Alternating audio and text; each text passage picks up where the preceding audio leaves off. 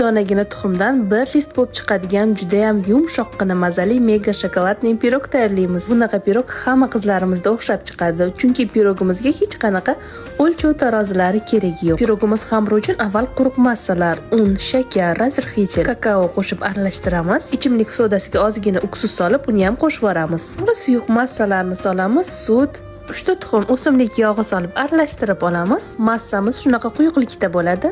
To'liq retseptini opisaniyada yozib qoldiraman. Pergamin qog'oz solingan yoki bo'lmasa yog'lab olingan listimizga solib 180 gradusda 30-35 daqiqa davomida pishirib olamiz. Ustiga istalgan shokolad pastasi yoki bo'lmasa shokoladni o'zini eritib surishingiz mumkin. Shokolad ustidan shokoladning prosipkalarini sepdim, sizlar yong'oq yoki fistashkali ham sepishingiz mumkin. Juda ham yumshoqqina mazali bo'lib chiqqan pirogimizni bemalol dasturxonga tortishingiz mumkin. Retsept yoqqan bo'lsa like bosib, sahifamga obuna bo'lishni unutmang.